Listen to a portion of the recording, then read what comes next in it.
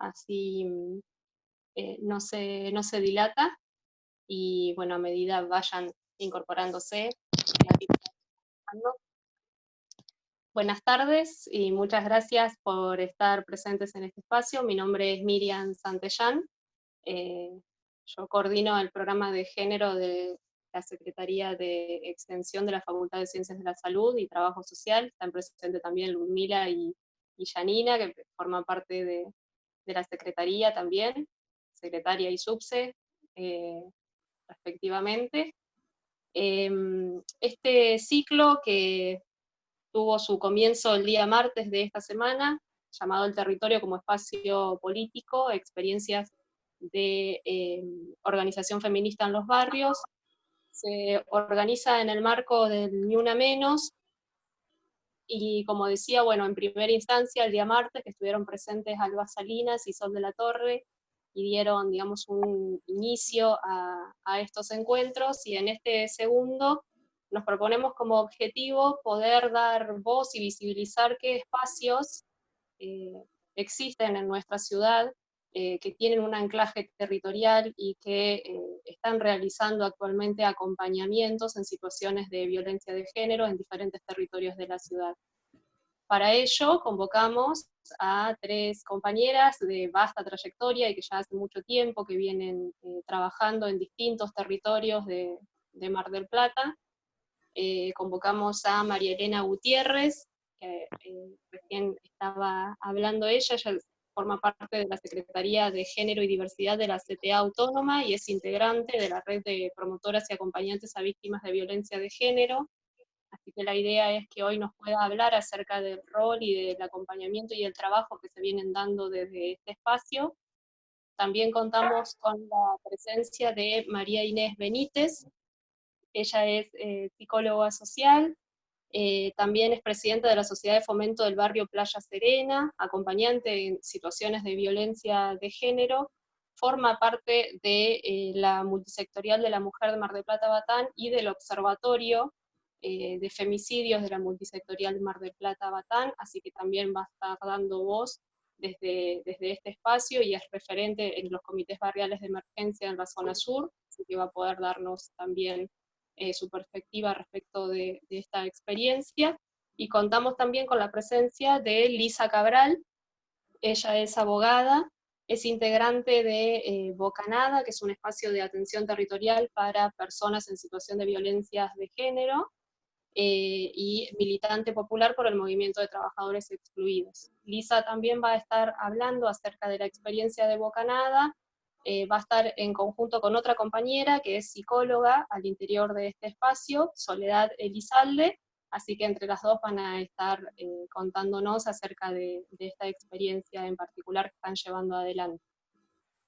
Preveemos más o menos 20 minutos para cada una de ustedes para que puedan ir hablando, y posterior a ello un espacio en donde se va a poder dar un intercambio o que puedan hacer preguntas o aportes a lo que las compañeras hablaron.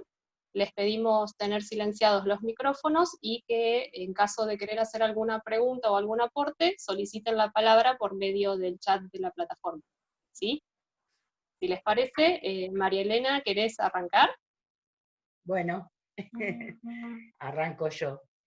Dale. Bueno, primero agradecer la invitación a la Secretaría de Extensión. Y después, bueno, me gustaría hacerles una breve reseña de cómo llegamos a ser una red de acompañantes. En el 2015 todos sabemos que el mundo estalló y se puso blanco sobre negro y se vio lo insuficiente que era el Estado para poder resolver las cuestiones de género. Así es que en el 2016, en la Secretaría de Género empezamos a pensar qué podíamos hacer ante la gran demanda de violencia que existía, ¿no es cierto? Nos llegaban casos. Así que arrancamos primero con un grupo de reflexión sobre violencia de género que estaba coordinado por la Moni le llamamos nosotros, es María Teresa Martínez, socióloga, y una psicóloga con perspectiva de género que es Agustina Landon.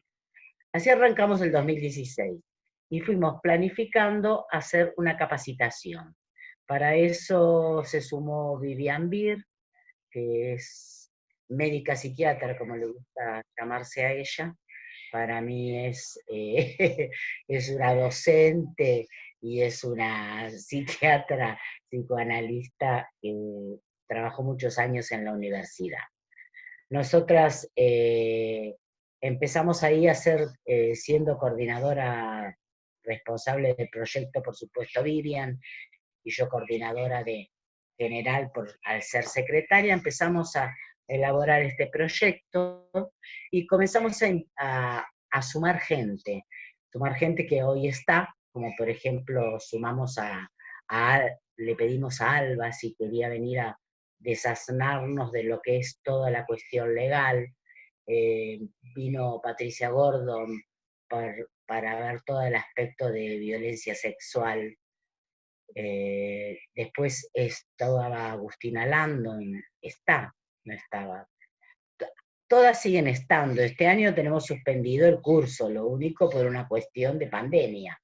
Y María Eva Juárez, que era de integrante de la CTA Autónoma y de miembro de la CCC. La primera capacitación, nuestra primera capacitación fue precisamente pensar en el territorio, porque fue dirigida a las compañeras de la CCC, de Octubre, de los movimientos barriales de la CTA, de Mar de Lucha, de la CEPA y de la CCC. Esa fue nuestra primera capacitación. Nosotros siempre tuvimos el ojo en que esto había que, la red de acompañantes tenía que en ese momento todavía no existía, pero que la capacitación había que hacerla a la gente que estaba con las personas y con las mujeres violentadas. El segundo curso ya fue más orientado a mi temática, por decirlo así, que es la de sindical.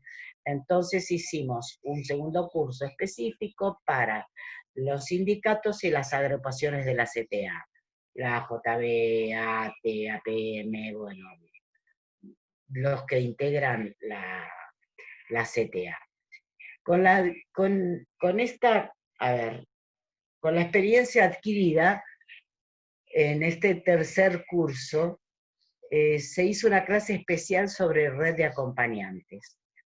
Es decir, cómo era la primera escucha, y ya tomamos como un módulo. Y la tuvimos a Alba, que la exprimimos muchísimo con el tema de la hoja de ruta, y nos enseñó qué era la ruta crítica.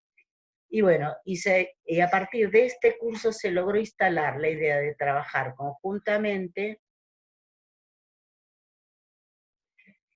conformando una red de acompañantes a víctimas de violencia de género. O sea que el curso quedó constituido, es decir, la red quedó constituida a partir de la tercera capacitación. Nosotros no fue fácil primero acordar, ¿no es cierto? Todas somos de espacios heterogéneos y partidarios encima.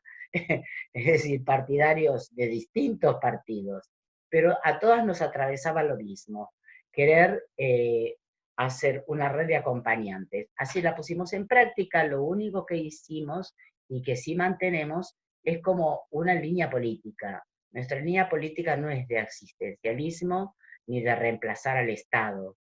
Nosotros lo que realizamos, así lo consideramos, y lo discutimos muchas veces y lo seguimos discutiendo porque siempre se va ayornando esta red, que son prácticas solidarias, ¿no es cierto? Que nosotros lo que tenemos que hacer es tratar de leer lo que le pasa a la mujer, las necesidades que tiene, que por su extrema vulnerabilidad no puede verlas, y hacer que ella las tome, sus propias decisiones. Esto hizo que, bueno, comenzáramos así a trabajar. Este año ha sido un año con mucho desafío, porque al conformarse los comités barriales de emergencia, nosotras decidimos participar. Es decir, no es que decidimos participar, nuestras compañeras ya estaban en el territorio y eran compañeras que estaban trabajando en esos territorios. Como ustedes saben, hay más de 30 CBE en Mar del Plata. Nosotras tenemos compañeras de la red, seremos 9 que estamos, yo no, que son específicas de territorio que ocupan una función dentro de lo que son las comisiones o las referentes de género.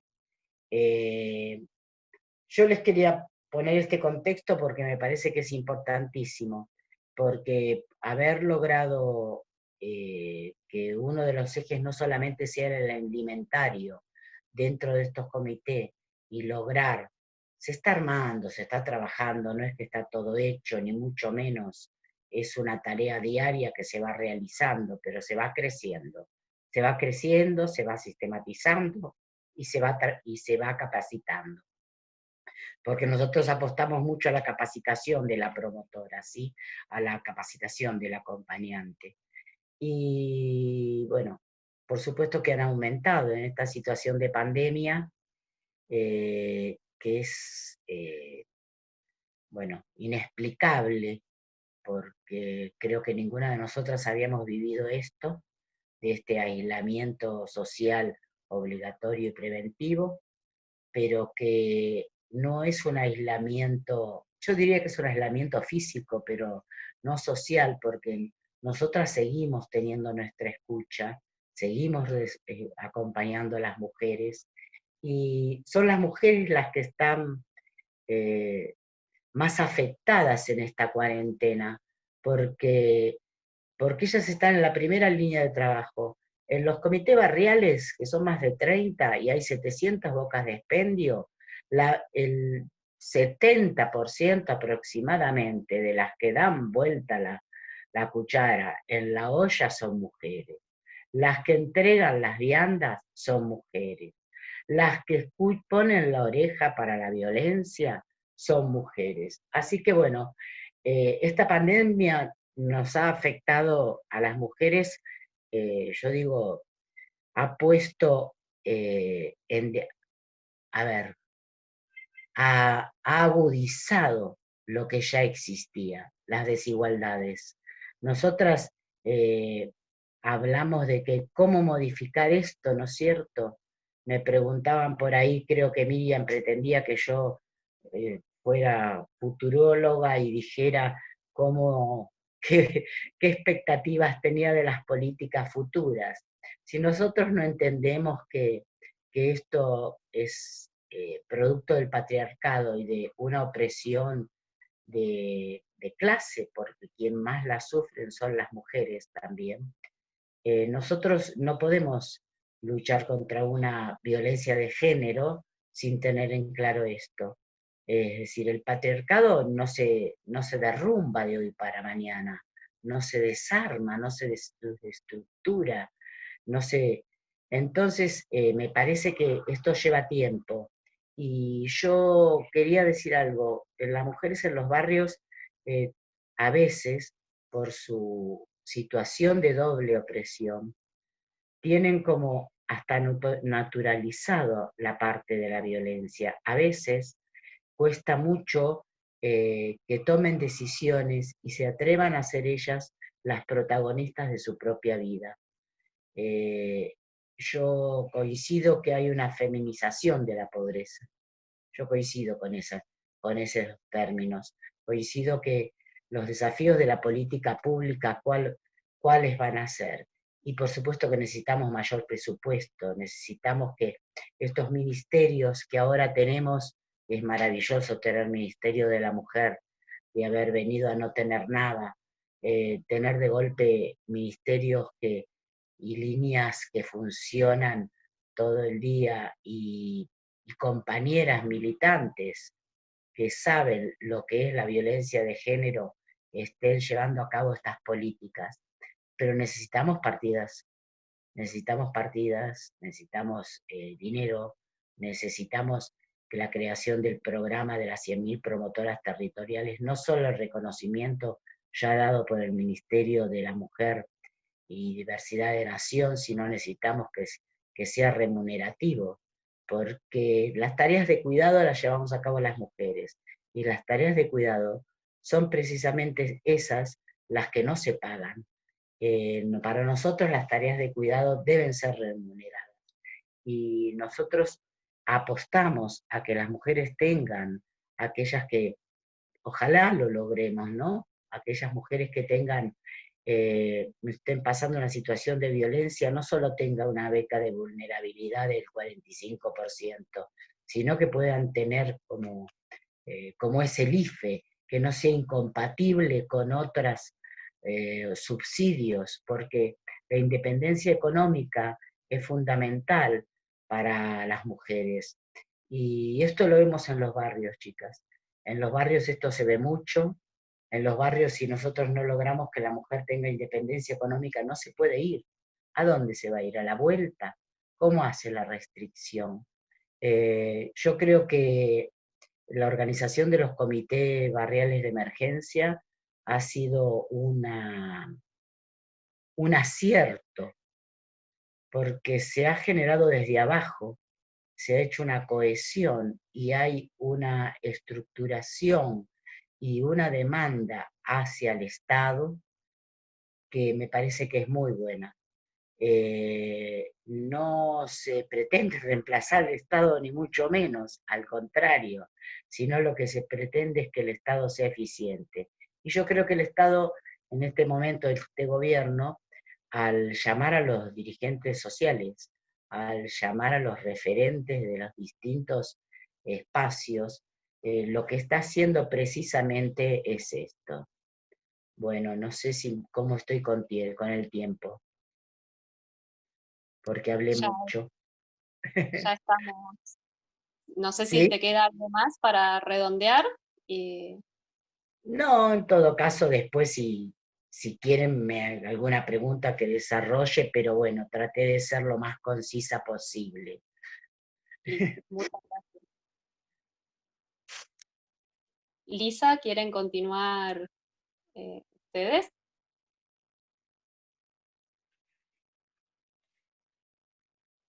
Tenés desactivado el micrófono. Ahí va. Sí. Ahí está. Minuto que me siento en la NASA con todo conectado. Bueno, sí, igual que María Elena, que estuvo buenísimo, me quedé pensando muchas cosas que decías, me quedé ahí enganchada con lo último. Igual que ella, agradecemos, como dijo Miriam, vamos a estar con Sole, las dos compartiendo un poco la experiencia de Bocanada, y lamento que no esté, pero hay también otras compañeras que hubiera estado lindo que hablaran un poco de la economía popular. Apuntamos, esperemos tirar unas líneas y que las demás después vayamos entre todas compartiendo.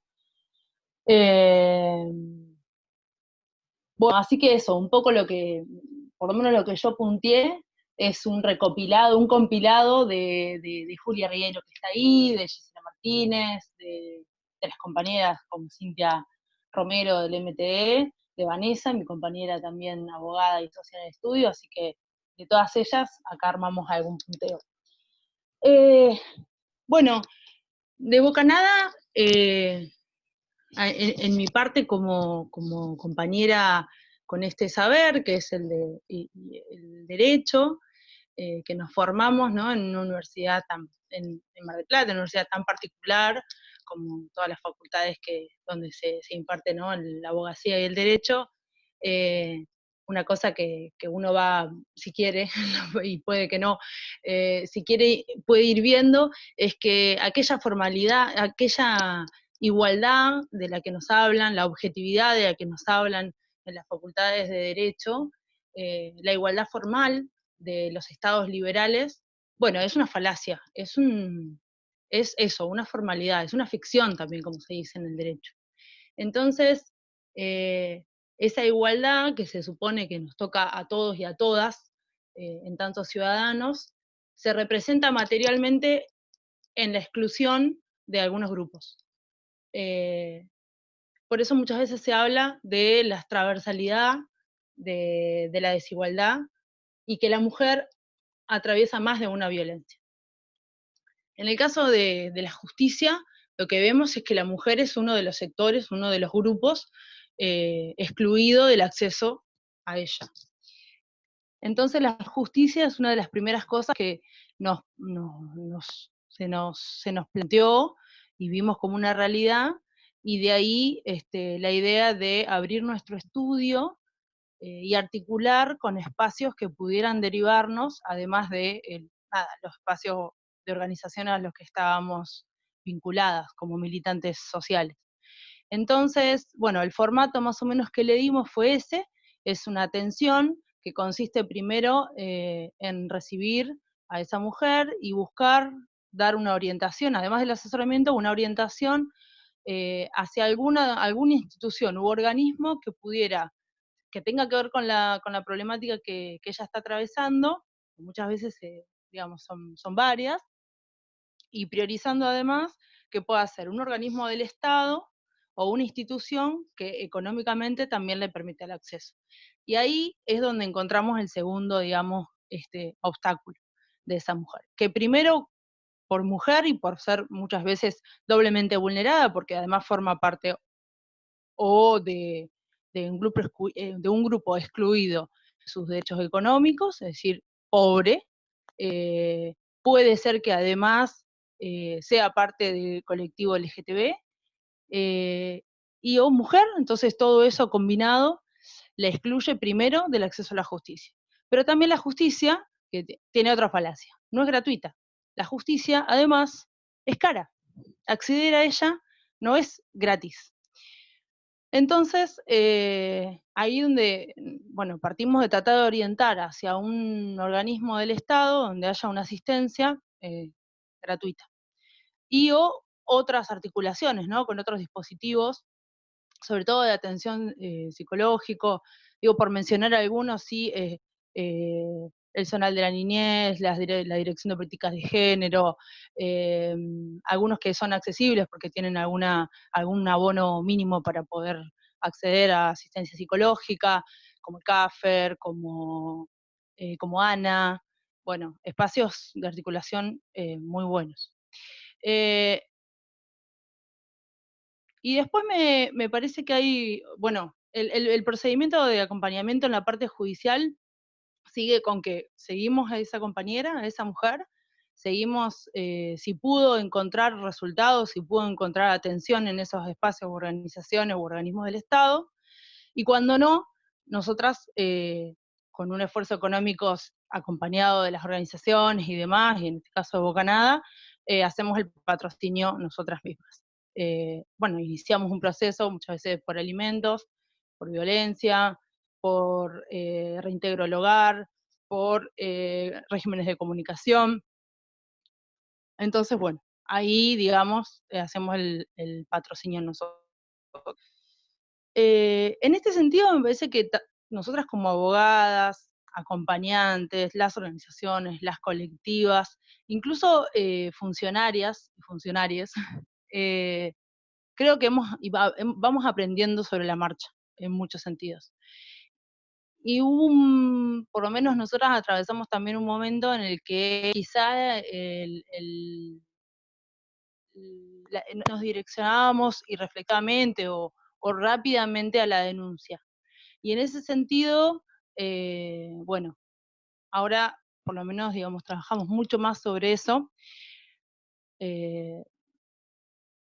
porque hay varias cuestiones, no solamente por el peligro que esa mujer en la que puede quedar, el peligro en el que puede quedar, o sea, físico, sino también porque en un punto hay algo que hay que reflexionar que tiene que ver con las instituciones.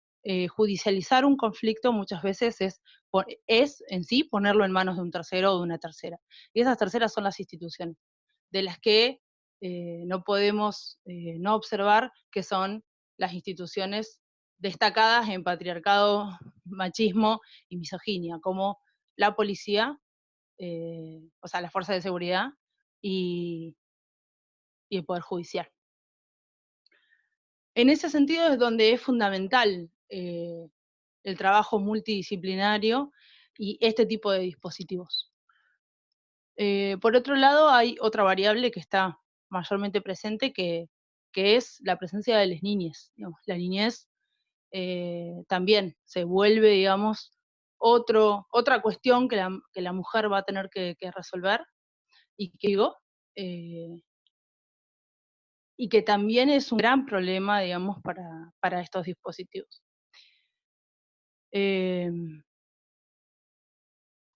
Bueno, una falencia importante que tenemos es, que siento, digamos, que tenemos, que quiero marcar, por lo menos como acompañantes abogadas, es la falta de experiencia en sede penal.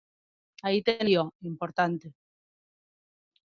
Yo quiero mencionar acá, va a ser como 1 año y medio, tuvimos la invitación a participar en un equipo jurídico donde trabajamos el caso del enjuiciamiento del quinto homicida de Natalia Melman, Eugenio Panadero, y bueno, y recuerdo la doctora de Centro de Justicia, Andrea Carpinetti, que sin conocerme me llamó y me dijo: no hay una abogada con perspectiva de género para esta causa.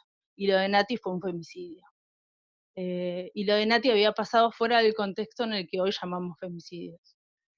Pero hubo un ojo político ahí, y me llamó la atención, digamos, yo no estoy además especializada en el fuero penal, y me encuentro que es un lugar al que las abogadas feministas vamos de cara duras, digamos.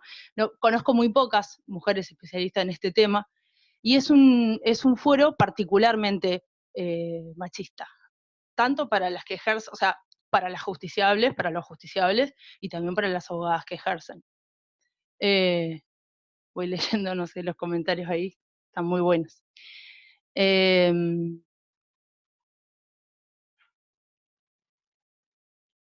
Voy mirando un poquito los apuntes. Ahí hay algo que una secretaria de un juzgado de familia me apuntó, me hizo, hoy no tengo en la cabeza cuál es la acordada de la Corte, pero me parece que es un dato importante para saber y para conocer, es que como órgano superior de la justicia de provincia, tiene una acordada donde establece el agotamiento de las causas donde hay vínculos familiares, es decir, presencia de denuncias por amenazas o lesiones, en el ámbito de los vínculos familiares, deben agotarse en sede juzgado de familia. Eso es más o menos darle la carta blanca a que los jueces de sede penal se puedan lavar las manos. Entonces, vos tenés un caso grave, el tipo la molió a palo, vos denunciás, y cuando llegás a pedir alguna medida de restricción, pero seria, una medida de restricción que puede llegar a ser, por ejemplo, la detención, porque hay un peligro concreto y real y latente, porque además conoces un poquito la realidad de esa mujer, y esa mujer está en un barrio popular, está probablemente muy cerca del violento o de su familia o de sus amigos o de alguien que la puede, digamos, poner en peligro, y lo que te contestan es: remítanse las actuaciones a sede de familia. Y en familia, el proceso, digamos, termina rápidamente en 1 o 2 horas y en la aplicación de algunas medidas cautelares. Así que, digamos, yo ahí lo que descarto de primera movida es que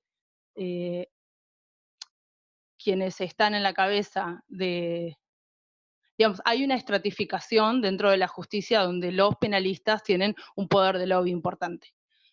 No les interesa trabajar estas causas, esta facilidad de lavarse las manos y de volver a familia, con lo cual también, digamos, caracteriza a la provincia de Buenos Aires que se aplica mucho más las medidas que establece la ley de provincia, que vincula a la violencia en el ámbito familiar, pero habla de la familia como protección, y no a la ley nacional que habla de prevención y erradicación de la violencia contra la mujer. ahí me parece que también hay un dato clave. Bueno, yo quería hacer estas aproximaciones sobre nuestro acompañamiento más en la parte judicial. Quería usar palabras accesibles para que todas podamos compartir. Bueno, tampoco soy tan instruida, pero bueno, me parece que hablar de justicia está bueno hablarlo en los términos más llanos para que todas, más allá de abogadas o no, podamos tener herramientas para intervenir. Y la idea era que Sole contara un poquito más, y después si tenemos tiempo podemos profundizar o podemos tirar unos datos más sobre economía popular, que bueno, que es algo que a mí me gusta y me interesa mucho, igual si no lo dejamos para la parte de preguntas. Bueno, mi nombre, bueno, es Soledad Elizalde, y estoy en el espacio de Bocanada, soy psicóloga, trabajo como psicóloga, en ese espacio que es en el barrio Pueyrredón, en de los inmigrantes y Génova, tenemos nuestra así como sede, aunque por supuesto los acompañamientos son en todos los barrios donde las mujeres habitamos. Bueno, un poco contarles de qué se trata nuestro acompañamiento. Digamos, nosotros comenzamos a funcionar como una casa popular, digamos, bueno, que también es parte del MTE, el Movimiento de los Trabajadores y Trabajadoras Excluidas. Digamos, allí comenzamos a tener una gran demanda de compañeras, por supuesto, como parte de la organización y también de los barrios cercanos, digamos, Las Heras, San Martín, Cerrito, Parque Palermo, y también mujeres que se acercaban, digamos, porque el espacio era recomendado, y allí comenzamos a trabajar con varias compañeras. Ahí la vi a Juli, que le mando un beso, que hace mucho tiempo que no la veo, a Juli Regueiro, estaba conectada, que con ella también comenzamos a acompañar a estas mujeres, y básicamente pensamos, digamos, los acompañamientos, digamos, que no tienen que ser específicamente ni la escucha, ni siquiera, digamos, salvo la escucha más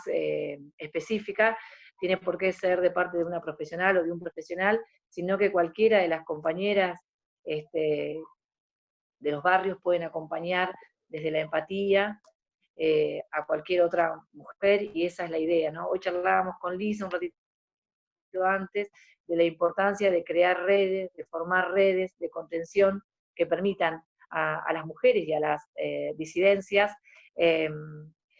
poder encontrarse con una escucha, digamos, activa, pero también con una escucha sorora, empática, amorosa, y para eso no hace falta título, sino que hace falta un compromiso, una predisposición y sobre todo un deseo de acompañar y de permitirle a otra mujer y a todas las mujeres que nos anteceden, porque todas hemos sido de alguna u otra forma y somos lamentablemente víctimas de múltiples violencias, y también reconocernos en esos lugares, ¿no?, como víctimas en muchos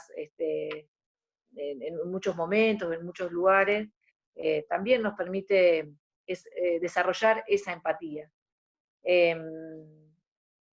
Sobre todo acompañamos desde un lugar, digamos, conociendo, entendiendo que las mujeres víctimas de tantas vulnerabilidades, porque la violencia, digamos, lo que particularmente hace, todas las compañeras que estaban hablando recién también lo saben, es hacen que las mujeres perdamos el sentimiento de la individualidad, porque todo esto que le decía hoy, charlábamos, que todos nuestros logros, incluso nuestros afectos, nuestros trabajos, nuestras maternidades, son parte, digamos, de la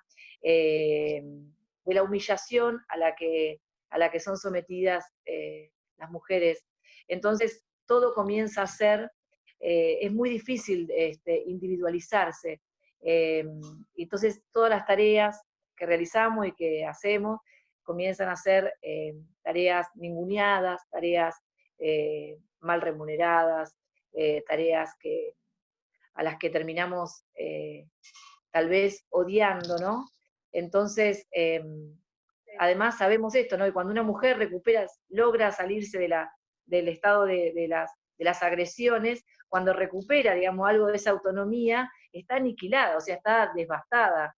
Entonces, acompañar desde un lugar, digamos, que permita transitar ese momento de devastación y hacerlo desde un lugar, como decía la compañera hoy, creo María Elena, que no sea un lugar paternalista, un lugar asistencialista, sino que sea un lugar donde las mujeres recuperen su autonomía, es todo un desafío.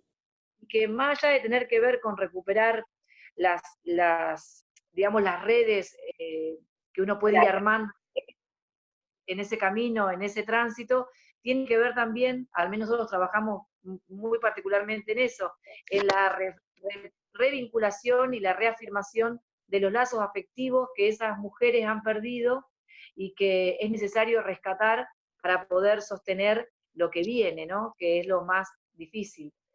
Y bueno, desde este lugar, digamos, del barrio Pueyrredón, digamos, y también desde el Martillo, yo estoy participando también del CBE de Martillo, y allí hemos puesto, digamos, con las compañeras, también con todas las compañeras, y me parece súper importante recalcar la importancia que ha tenido en la vida institucional de los barrios la creación de los CBE, porque nos ha permitido a las mujeres primero poner en agenda, digamos, de que esto, ¿no? Particularmente que el cuarentena es para las mujeres víctimas de violencia, sobre todo de violencia en sus hogares, un lugar muy peligroso y que necesitamos tener políticas que atiendan a esos lugares y que esos proyectos, esas acciones tienen que partir desde el barrio y con las compañeras y desde las compañeras y para las compañeras, más allá de la asistencia que las profesionales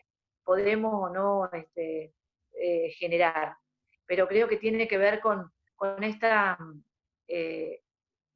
posibilidad que nos brinda esta red que se han convertido los CBE y que tan bien nos ha hecho a todas las instituciones, pero sobre todo a quienes trabajamos en los barrios y a las personas que viven en estos barrios aún más, porque ha generado lazos y verdaderas articulaciones que no estaban, ¿no? Que no estaban presentes. Y para no aburrir más, digamos, esto que decía Lisa en relación, nosotros acompañamos, siempre orientamos hacia la denuncia, pero también bancamos que no haya denuncia, bancamos ese tiempo de las compañeras, porque, digamos, esto nos dimos cuenta de tanto fracaso, ¿no? Decir, bueno, hay que esperar, hay que saber tolerar, que ese acompañamiento tiene que ver con la posibilidad de respetar el tiempo de las compañeras y de poder soportar que esas compañeras elijan otra cosa que lo que nosotras creemos que es lo que necesitan, y ese me parece que es el trabajo más duro que tenemos quienes acompañamos, que eso es soportar nuestra propia, digamos que no somos para nada, estoy mirando los mensajes que me van poniendo abajo, ya después si podemos los contestamos, me encanta que podamos interactuar, pero creemos en eso, ¿no? En que hay que poder soportar la propia frustración, lo que genera para quienes acompañamos, que las cosas no salgan como nosotros nos parece que es lo correcto, y acompañar a esa compañera en lo que necesita, en lo que puede, y sobre todo saber que hay una potencia allí cuando una mujer o decide hacer una denuncia o decide pedir ayuda sin que sea una denuncia, sabemos que ahí hay una potencia enorme y sabemos que no podemos desaprovechar ese momento y que tenemos que hacer todo lo posible para que finalmente esa mujer deje de ser víctima de las múltiples violencias a las que somos sometidas y son sometidas particularmente algunas compañeras en los territorios, en los barrios más vulnerables, que son, como decía Alice y como decía la compañera anteriormente, digamos, víctimas de múltiples violencias. Yo no diría ni doble ni triple, creo que a veces son tantas las violencias que son innumerables. pero bueno, también abro a las preguntas después y gracias por el espacio, muy agradecida. Así que eso por el momento. Bueno, muchas gracias a ambas, súper claro. María Inés, ¿te parece continuar y después en todo caso retomamos con esto que quería proponer Lisa respecto de economía popular? Y vi que en el chat hay varias preguntas, así que si quieren ir sumando a estas, una vez que María Inés termine con su aporte, abrimos el espacio al intercambio que creo que va a ser muy rico. Bueno, hola, buenas tardes. En principio, bueno, también agradecer enormemente el espacio. Veo tantas caras de compañeras que son también compañeras representativas en todo el espacio de la ciudad de Mar del Plata y que nos vemos en las calles, en nuestros lugares de lucha, siempre decimos. Así que, bueno, nada, realmente muy contenta y la verdad que agradezco profundamente este espacio.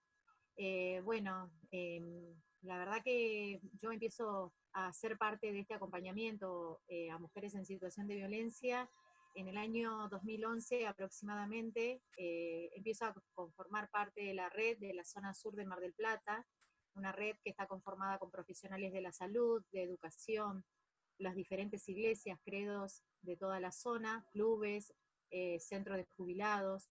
Empiezo a ser parte de esta red y se empiezan a detectar algunas cuestiones que tenían que ver con las mamás que llegaban a los centros de salud, donde algunas de ellas manifestaban situaciones de violencia que atravesaban, pero no todas las hacían explícitas a esas manifestaciones. Bueno, nos empezamos a unir en la red y en estas reuniones que escuchábamos a las docentes, a las asistentes sociales y al propio personal de salud, decidimos presentar un proyecto que fuera una oficina descentralizada de violencia en Playa Serena.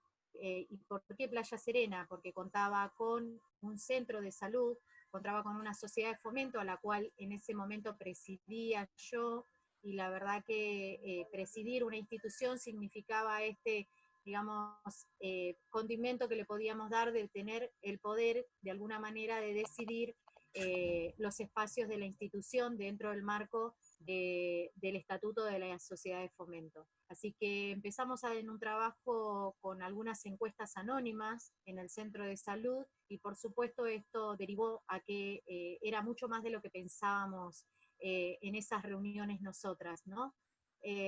Hicimos la presentación de ese proyecto. La verdad que ese proyecto salió, no tardó mucho, la verdad que el día que salió pensé que era una broma porque fue un 28 de diciembre, el día que inauguramos la primera oficina descentralizada de violencia en un barrio. Después venían los desafíos, cómo llegábamos a que muchas mujeres que iban a concurrir, que de hecho no iban a la zona céntrica, en ese momento estaba en Independencia, el complejo Bucetich, cómo accedían esas mujeres a llegar a hacer una denuncia cuando un móvil no las alcanzaba, por supuesto ni hablar de perspectiva de género en una comisaría que toma denuncias de todos los delitos de toda una jurisdicción. Nosotros acá las tenemos divididas por cuadrículas, y una población muy grande. En ese momento estábamos hablando de 4.000 habitantes en Playa Serena, hoy estamos arriba de los 5.500 habitantes. La realidad es que decidimos que fuera en la sede, pero realmente tuvimos que justificar el transporte, la distancia, la dificultad de muchas mujeres poder escaparse de sus domicilios con la excusa de llevar a sus niños a los centros de salud y poder acercarse a realizar la denuncia. ¿Sí? En ese momento, cómo poder abordar o cómo llegar a ellas. La verdad que para nosotras, para todas, fue un desafío muy, muy grande. Quiero decirles que en ese momento yo no tenía ni siquiera mi secundaria terminada, lo hice con el programa Delfines, comencé mi secundaria y hace 2 años y medio que me recibí de psicóloga social, porque realmente entendía que también necesitaba alguna herramienta para poder abordar todo lo que veníamos pasando en los barrios.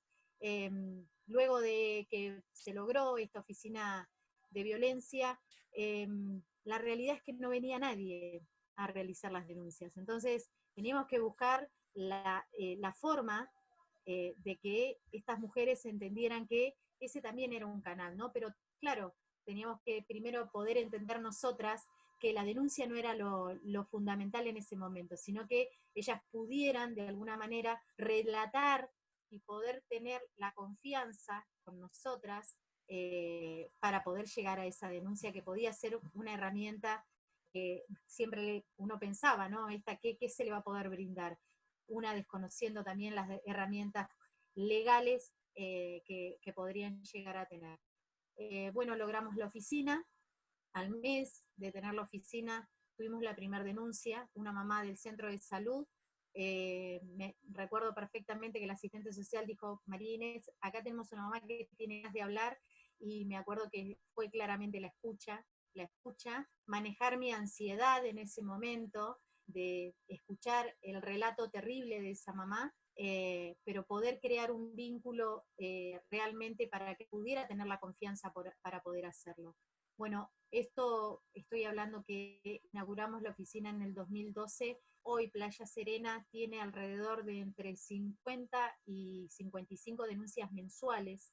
Es una oficina que realmente recepciona muchas denuncias. Hemos podido también, con el personal que ha habido acá en Serena, poder tener un acercamiento más profundo con las víctimas, y también, no sé si llamarlo privilegio, pero quizás que conozcan muchas veces el trabajo que hacemos territorialmente y que podamos empatizar para saber qué tipo de personal necesitamos en las oficinas descentralizadas, porque las oficinas descentralizadas, si bien la comisaría de Juan B. Justo tiene una demanda totalmente diferente, estamos hablando que lo que tiene está en un mes, ahí lo tienen por día, el personal quizás está constantemente con demoras para atender. La verdad que acá el personal muchas veces hasta lo podemos elegir en conjunto.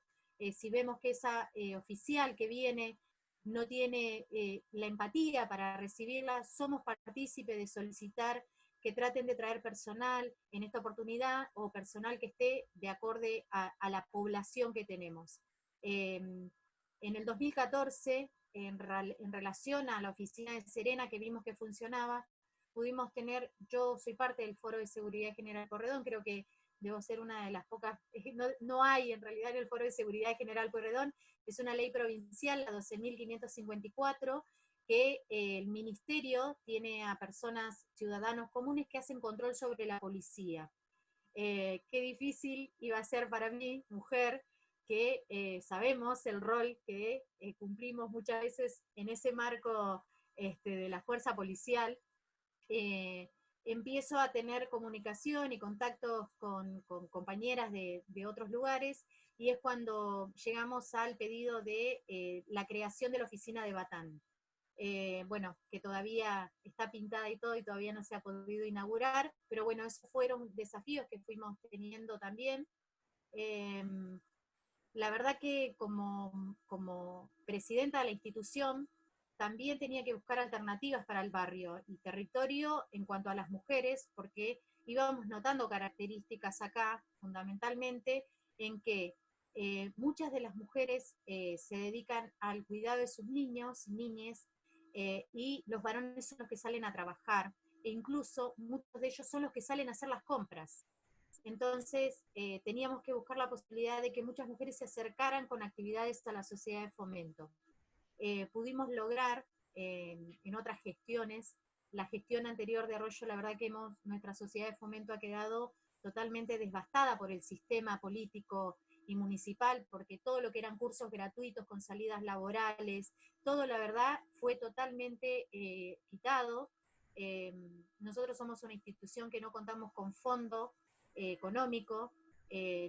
A nosotros el Estado municipal, la gestión del intendente Carlos Arroyo, nos castigó, o de alguna manera castigó por haber salido tanto públicamente a hacer quejas y demanda de las necesidades, y nos quitó el convenio de contraprestación de servicio, así que nuestra institución no cuenta con convenio de contraprestación de servicio, pero aún así seguimos sosteniendo la sociedad de fomento con cuota societaria y con ayuda de profesores que son aranceladas, aranceles sociales, para sostener el edificio.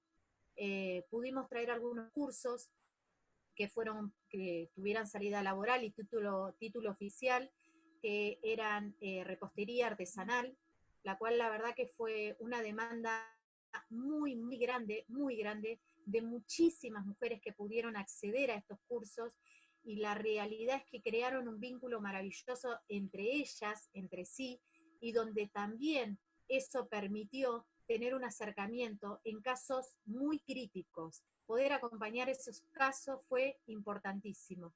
Fuimos la realidad siempre tratando de crear vínculos y de confianza sobre todo. Tenemos una biblioteca que da talleres constantemente, talleres literarios, talleres de cuentos, hay lugar para mujeres y niñas de todas las edades, talleres de música. La verdad que había que ir buscando qué poder canalizar dentro de nuestra institución. Bueno, como también comparto con lo que dijo María Elena, con lo que decía Sole, que los comités barriales generaron un impacto importantísimo. En principio porque fueron 4 ejes de estos comités. En principio era y es la alimentación, la violencia de género, violencia institucional y el control de precios. La verdad que hoy por hoy debo decir que la demanda alimentaria es increíble. Nosotros llevamos alrededor de 3.000 familias asistidas, somos 15 barrios, somos más de 150 integrantes del comité barrial de la zona sur, donde también están incluidos los diferentes credos, las iglesias, los clubes, los diferentes partidos políticos, los referentes de diferentes movimientos, y hay mucho cuerpo. Hay personas que se encargan de la logística, de repartir las viandas. Nosotros tenemos y hemos convertido a la Sociedad de Fomento desde esta pandemia en un centro de viandas.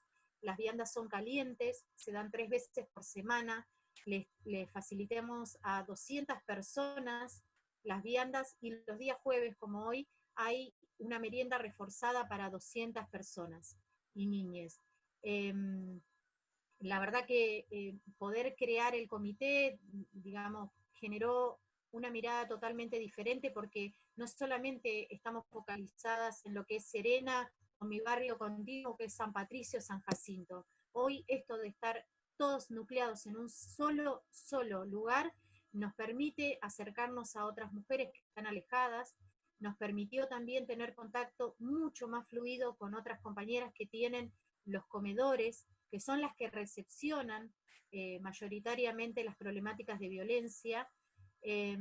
Así que básicamente el rol que hoy cumplimos es el acompañar, en principio la escucha, y lo que sí claramente en los territorios falta es el acompañamiento interdisciplinario, porque muchas de las mujeres en situación de violencia que no realizan la denuncia, muchas veces lo primero que piden es el apoyo psicológico, y no se van a tomar 2 colectivos para ir a pedir o solicitar un turno por una línea telefónica, porque la realidad es que son familias numerosas, son mamás que tienen muchos niños, y se dificulta tomar 2 colectivos para ir a una asistencia psicológica. Sería algo fundamental para trabajar en los centros de salud o en las oficinas descentralizadas, que hoy por hoy es un avance importantísimo, y creo que se debe también a la lucha feminista en las calles, esto de que seguimos reclamando recursos y las cosas que faltan, pero realmente si hay algo que muchas mujeres no pueden acceder es a eso, a la asistencia psicológica, para que puedan salir de ese círculo de la violencia, poder tomar fuerza para denunciar, porque el terror, el temor que les tienen a sus agresores las paraliza completamente. Yo particularmente, desde que comenzó el aislamiento preventivo obligatorio, llevo 25 intervenciones. Una de ellas estamos recibiendo apoyo y acompañamiento directamente del Ministerio de la Provincia, porque es un caso muy particular, pero por sobre todo porque no hay denuncia. No hay denuncia, y acá no la va a haber porque no la va a hacer. Entonces es un acompañamiento constante que estamos haciéndole, hasta incluso esto de a veces, como hoy decía María Elena, no podemos hacer asistencialismo, asistimos en lo inmediato. Bueno, esto de lo inmediato determinaba que teníamos que comprar un chip a escondidas, conseguir un telefonito, porque ya los otros se los había roto, porque la situación donde vive es realmente de riesgo. Entonces, con todo eso es lo que en los barrios siempre estamos atravesadas. Algo que también, bueno, el abordaje de profesionales en los territorios es fundamental, porque es difícil que puedan acceder, es muy difícil. Por otro lado, también esto de lo que hablaba Lisa, y que muchas veces también lo charlamos con Alba, es que la perspectiva en género en el acompañamiento legal es casi escaso, porque se van a un lugar y las asesoran mal, les explican mal, piensan que lo van a perder todo, entonces desisten, no voy a hacer más la denuncia, no voy a tener dónde ir, y que fundamentalmente en los barrios la problemática del temor a perder la vivienda o no saber dónde ir, también es una cuestión que preocupa muchísimo y con la que todo el tiempo estamos corriendo detrás de eso. A nosotros particularmente, bueno, nos ha tocado bueno, ahora con esto que cambió la forma, digamos, de la nueva disposición del ministerio, que las comisarías de la mujer pasan a tener, el jefe departamental pasa a tener injerencia sobre ellas. A nosotras nos genera también una preocupación muy grande, ¿no? Más allá de que una que esté dentro del foro de seguridad conoce a todos los titulares, tiene todos los números, todos los jefes departamentales, pero claramente también conocen sus pensamientos. Uno sabe qué va a pensar de esto, que esto no me importa, que esto... Bueno, nosotros hoy, particularmente en Playa Serena, tenemos a los diferentes responsables de las comisarías que vienen de género de otros lugares. Entonces, a veces es bueno contar con eso, pero también al saber que en otros lugares no ocurre lo mismo, tenemos que estar llamando a cada rato a ver si van a mandar el móvil, si no le mandan el móvil, si hay un rondín policial, si no hay un rondín policial. Depende más de la predisposición de que algo que tiene que estar ya impuesto, algo que tiene que bajar con una línea directa, que nos cuesta muchísimo eso.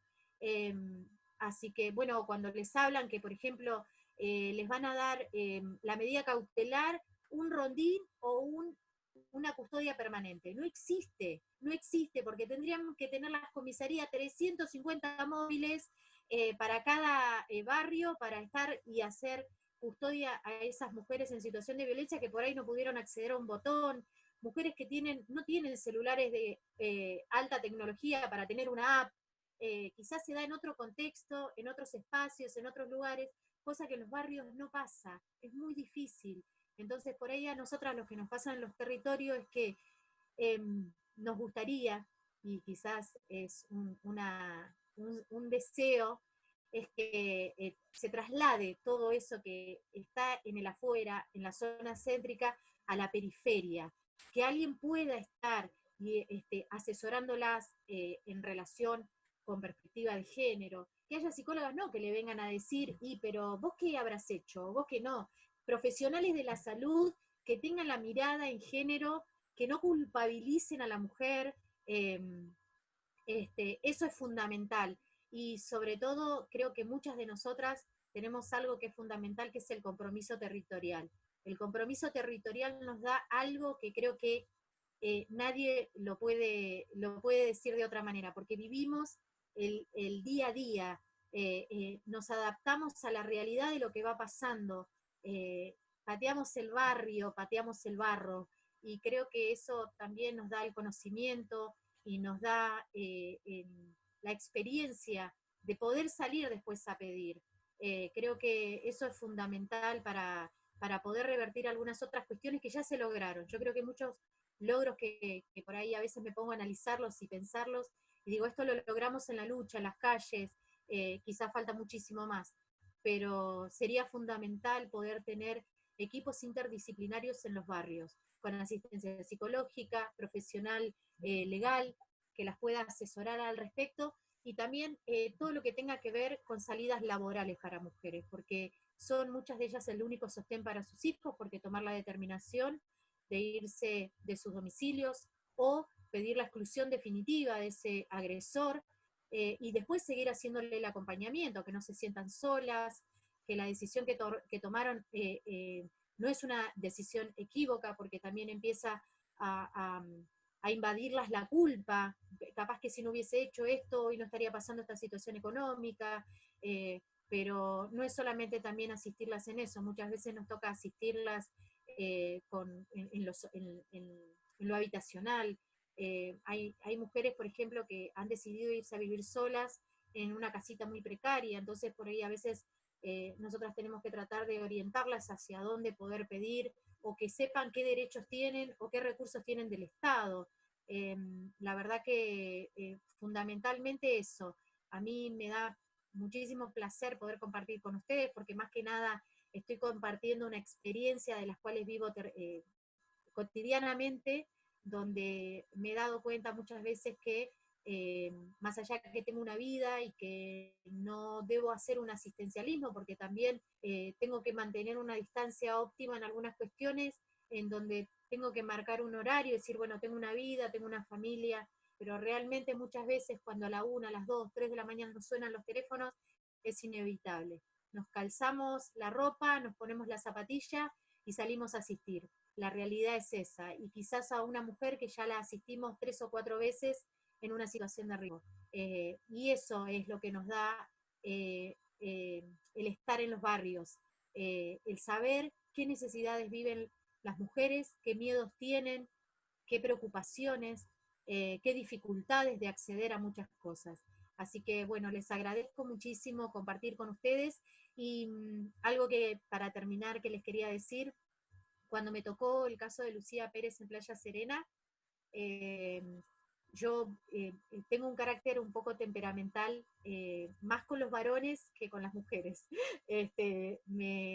Suelo no paralizarme, me pone en una situación contraria, porque me ha tocado muchas veces de mujeres que tenían las medidas cautelares y el agresor venía a buscarlas, y digo, tratar de diferenciar y plantarme en el medio y a veces no ver que podía haber un peligro.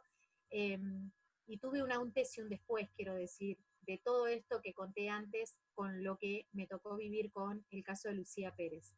Cuando me tocó pasar por lo del caso de Lucía Pérez, fue conocer a cada uno de los que había cometido el femicidio a Lucía, porque las que vivimos en los territorios y conocemos a cada uno de los vecinos, sabemos qué dificultad tiene por qué aquel, y me atravesaba la necesidad de involucrarme muchísimo, y la verdad que también, sin tener conocimiento jurídico y legal, porque a veces las cuestiones técnicas obviamente no las entendía, quiero decirles que me había comprado un código penal y un código civil, y marcaba las palabras que decían para poder interpretarlas, porque no tenía conocimiento, ni tengo conocimiento tampoco, aprendo todos los días de mis propias compañeras.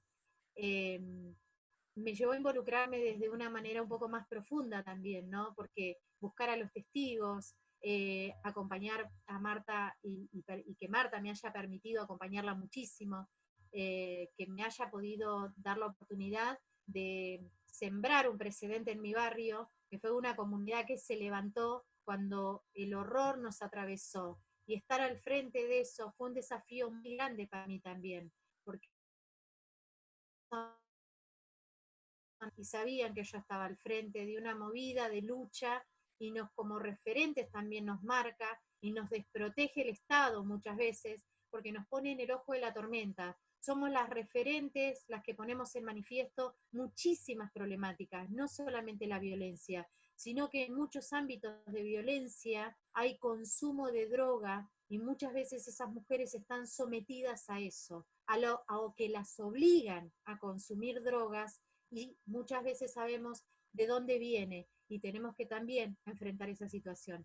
Así que nada, son experiencias realmente que nos dejan aprendizajes, que nos fortalecen para seguir, pero que también nos ponen un desafío por delante, siempre nos ponen un desafío por delante como referentes, y que después nos convoquen a poder charlar así, también es importante. Así que muchísimas gracias, y a disposición de lo que se quiera consultar. Bueno, muchas gracias, María Inés.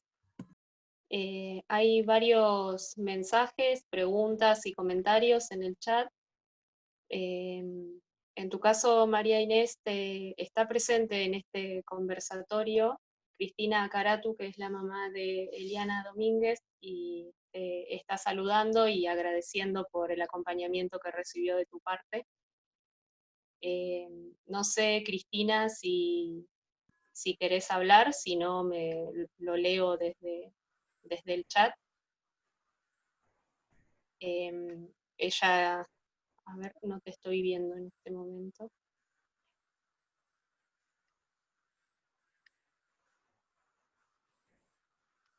No. Que lo leas, dice. Bueno. Cristina lo que nos comenta es que en la situación que le tocó atravesar fue a una psicóloga del Poder Judicial y lo que dice es: créanme que salí culpable del asesinato de mi hija, no tuvo tacto y menos empatía, dando voz a su situación en particular a partir del femicidio de su hija. Los otros mensajes que ella nos deja en el chat son agradeciendo el acompañamiento que le pudiste dar en ese momento. Gracias, la adoro y sabe que cada vez que también algo que tengo es eso, ¿no? En la semana miro todo mi WhatsApp y a todas les mando siempre un mensajito preguntándoles si están bien, un mensaje de cariño, porque realmente creo que el acompañamiento continúa siempre, como me toca con Jessica Segura, la hermana de Nancy Segura, que está en agosto, va a ser mamá, y aparte está a cargo de sus sobrinos que han quedado huérfanos, y también, bueno, eso siempre, bueno, una va tomando este cariño y siempre se está acordando, y es lindo también porque es recíproco. Hay otro mensaje de Mirta Bruno. No sé, Mirta, si querés hablarlo o querés que lo lea desde acá. Es en referencia a la aplicación de la ley de violencia. ¿Tenés? Léelo, no ningún problema, léelo vos. Después les digo algo, si quería dejarles un link de un conversatorio que hubo en estos días y que por ahí les va a servir para algo, ¿no? Perfecto. Adelante, léelo. No sé a cuál te referís, ¿al de la ley nacional? Hay uno primero que dice: la ley de provincia está adaptada a la ley nacional, que se aplica también porque es federal. Está encaminada al procedimiento en materia de violencia doméstica. No es un obstáculo. Me gustaría saber cuál es esa decisión de la Corte, porque no la conozco. El fuero penal tiene obligación de investigar. Claro, tiene que instruir la causa, el fuero penal, recién me lo decía en los términos que corresponde. Tiene obligación de investigar. No conozco realmente qué es lo que dice la compañera, después si me lo hace llegar sería bárbaro. En cuanto a la ley nacional, sí es importante aclarar esto. La ley nacional tiene carácter federal, se aplica a todas las provincias. ¿Por qué? Porque está de alguna manera refiriéndose a reglamentar una constitucional, por eso se aplica a todo el país. Hay una parte que deja para las provincias, para que las provincias lo legislen, que es lo de procedimiento. En este caso, se modificó la ley provincial, la 12.569, que refiere especialmente a violencia doméstica, digamos, en los términos de la ley nacional, se adaptó. Por lo tanto, se aplican las dos. Los jueces y juezas tienen que fijarse en las dos leyes, así como en Belém do Pará o en las convenciones que están vigentes. Es decir, no hay obstáculo. Y que se llame familiar, ¿saben por qué? Porque cuando en el 2000 tramitó esta ley, género no era lo que se usaba, ni tampoco podía ser contra las mujeres porque no se conseguía la cantidad de votos necesarios como para sacarla. Si decíamos familiar, incorporábamos a todo, entonces facilitaba. Si no, no hubiéramos tenido ni siquiera la ley 12.569, que sigue ahí vivita y coleando, ¿no? Pero esa aclaración quería hacerles porque a veces no es una cuestión de leyes, sino cómo se aplica el plexo, la cantidad de normas que hay vigentes para una misma problemática. Eso nada más, gracias. Gracias a vos. No sé, Lisa, si querés agregar algo al respecto o sigo. No, comparto que las leyes, digo, hay un principio general, que es que debe aplicarse siempre la más favorable, y que, bueno, hay otros que articularían con la ley más específica y demás, pero yo creo que esto que está agregando, ay, no me sé el nombre de la compañera, pero lo que está agregando es clave, me parece que tiene que ver con enmarcar las leyes en su contexto, la ley de provincias del 2000 y la ley de nación. Pero creo que tiene que ver con esto que ella decía, ¿no? Y es interesante acá, estamos también ahora con dos leyes importantes también.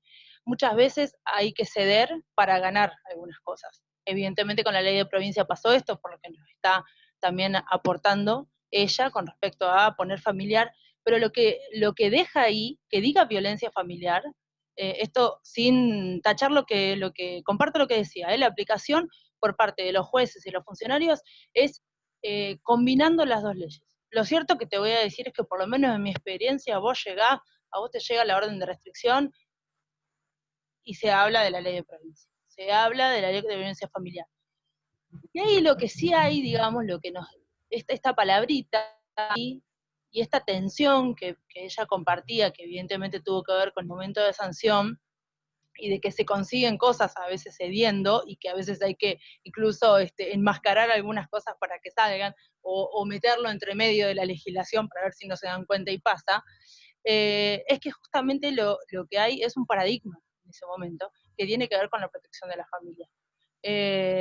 Y por eso lo de violencia familiar, y la particularidad que tiene la ley de nación, que muchas veces, por lo menos a nosotras nos pasa, que es más amplia, es específica, habla de la mujer como sujeto de protección y no de la familia, y muchas veces, o por lo menos yo he tenido casos de personas que busquen ampararse en la ley de violencia familiar justamente porque la protección de la familia como institución no es específica hacia la mujer, sino que cualquier persona, como dice la ley, cualquier persona víctima puede denunciar, y bueno, habla de los miembros de la familia, ¿no? De la mujer. Pero es cierto, digamos, esto solamente para poder hacer como un recuento y ver que en realidad lo que queda es eso, son esas resistencias que evidentemente están presentes, y lo que sucede es que después lo importa es la materialización. Y con respecto te voy a buscar la resolución de la Corte porque no me la acuerdo y no la tengo ahora mismo, pero tiene que ver con eso, con una resolución más del proceso, del procedimiento. O sea, obviamente no se pueden excusar en no tratar. Lo que pasa es que por lo menos las veces que querés que el fuero penal se ponga las pilas y que instruyan la causa, las vuelven a remitir a familia. Un poco amparados en esto, otro poco porque así es parte de la discreción, a veces del fiscal y a veces de los jueces. Perdón, una cosita más, si me permiten.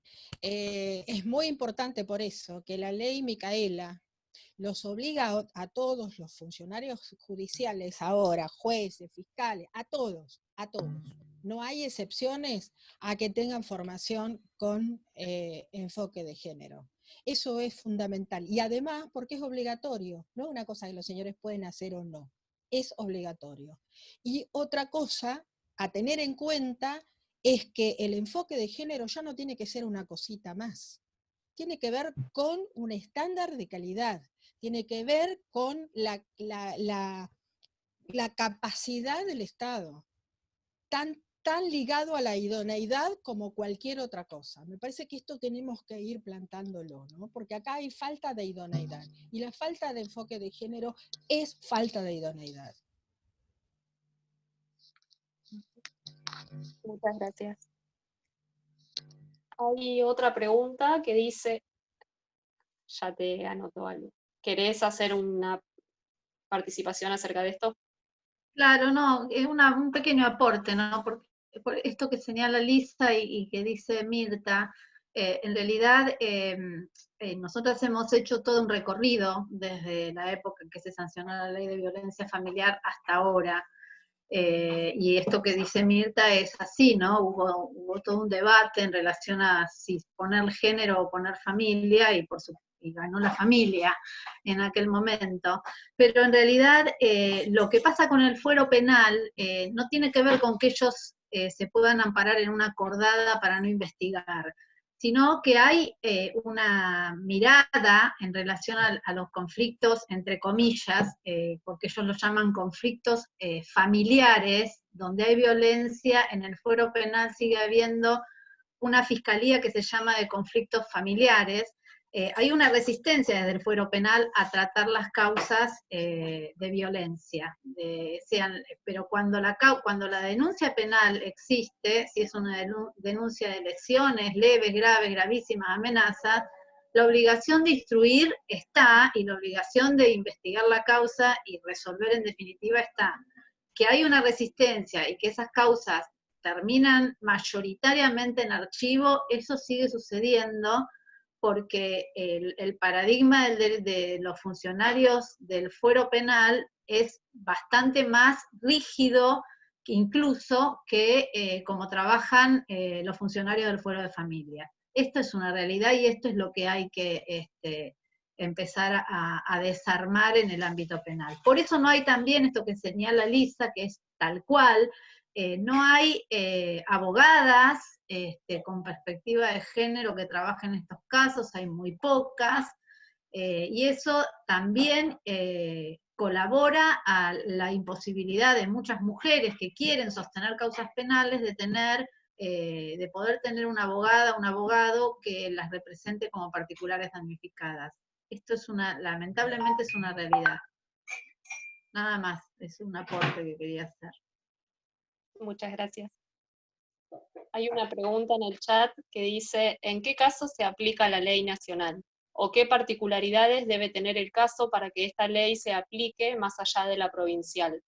Tal vez en los casos en que el agresor no es parte de los vínculos de la mujer, ese tema no lo tengo claro. A ver si se puede clarificar en qué momento, si hay algún momento en particular en que prevalece una de las dos leyes por encima de la otra, o de qué manera se maneja.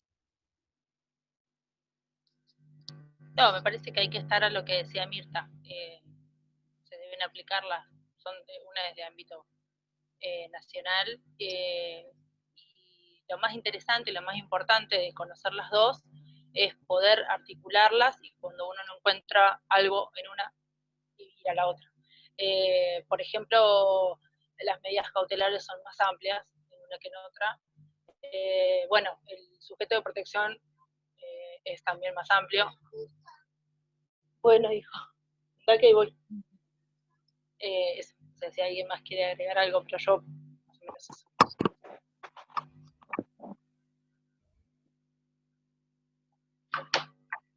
¿Quiere agregar algo al respecto? Alba. No, en realidad la ley provincial se aplica cuando situaciones de violencia están dentro del ámbito familiar. Cuando esas situaciones de violencia no se constituyen, son situaciones que se dan en contexto, digamos, de violencia de género, ahí enmarca la ley nacional. No obstante, hay casos en donde hay como situaciones que son difíciles de encuadrar a los fines de la denuncia. Por ejemplo, cuando la situación de violencia y de acoso la ejerce un portero o un vecino, y esa situación de violencia no encuadra en ninguna figura penal, ¿sí? No es ni una lesión, no es una amenaza, y entonces ahí hay un problema para las víctimas para encontrar algún tipo de protección, porque en el fuero penal no las atienden, porque lo que ellas van a denunciar no es delito, y en el fuero familiar tampoco, porque no son familia. Y entonces ahí todavía tenemos una situación en donde no hay a dónde ir. Bueno, ese es un tema pendiente en relación a estas situaciones que no encuadran en ningún lado. Eso. Muchas gracias. Yo quería agregar algo más, recordar siempre que cuando uno dice familia, también comprende a los ex, que ya no son parte de la familia, y comprende a los novios, a los exnovios, es decir, se trató de encuadrar de una manera muy amplia la palabra familia, ¿no? Y ya no es el núcleo familiar con el cual uno convive. Ya hay sujetos que no son ya familia, que están las mujeres protegidas, o por lo menos pueden pedir protección por sus agresiones, y bueno, los ex en general, que ya no son familia. Por eso que esta palabra familia en algún momento vamos a tener que sacarla del medio porque confunde mucho, ¿no? Nada más, eso nada más. Por ahí lo último, que en realidad es por ahí para las abogadas, pero también aprender a desafiar en las presentaciones que hacemos los términos de las leyes, ¿no?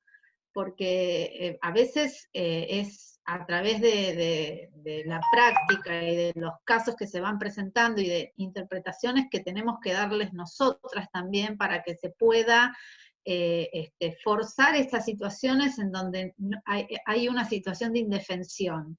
Y yo me acuerdo que cuando los tratados internacionales de derechos humanos se incorporaron a la Constitución en el año 94, los jueces tardaron años en hacerlos parte de sus resoluciones, pero años. Y lo mismo pasó con la ley nacional. La ley nacional de la 26.485, en los juzgados de familia, tardaron años en ponerlas en las resoluciones. Estas son cuestiones de resistencia en donde nosotros tenemos que forzar esas situaciones. Cuando un portero hostiga a una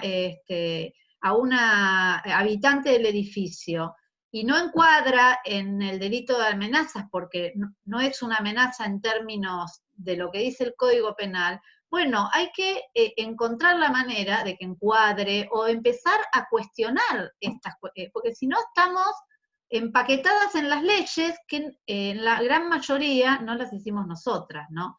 Entonces esto también es un desafío para las abogadas feministas, ¿no? Y de esforzar y de romper con ciertas pautas que en definitiva nos dejan en una situación de indefensión a las mujeres. María Elena, habías pedido la palabra y después Vanina.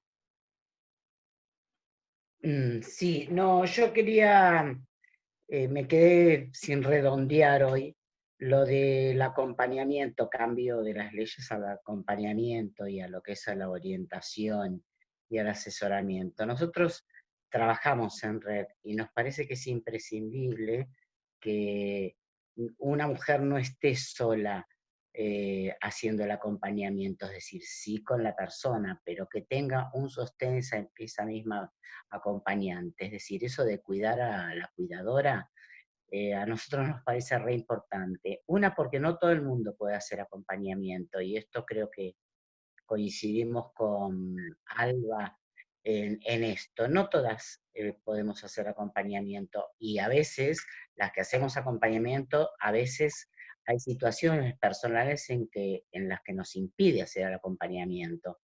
Pero sí podemos orientar, derivar.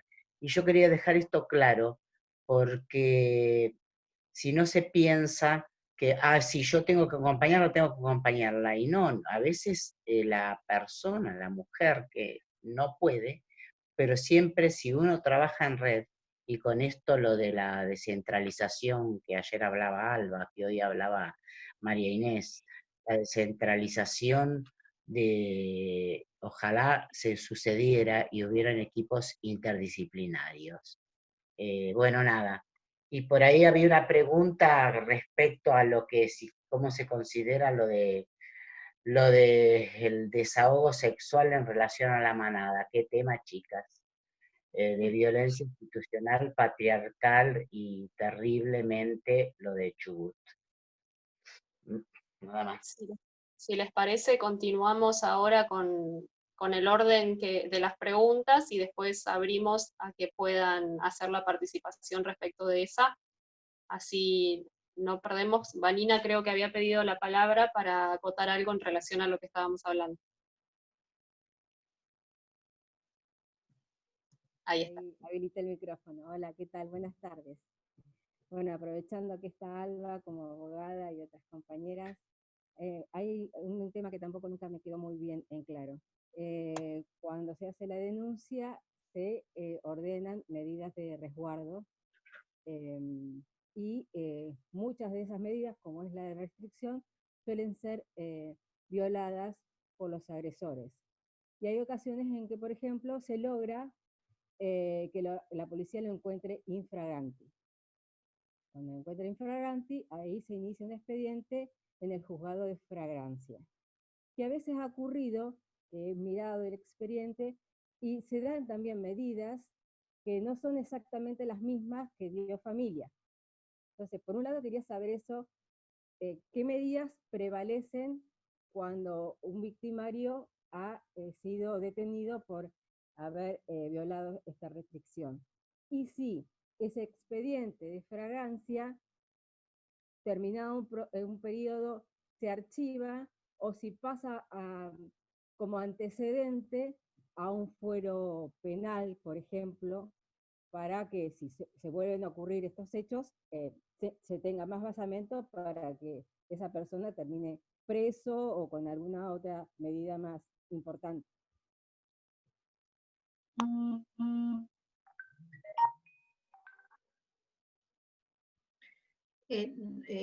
Bueno, no sé, Lisa, si querés contestar vos o...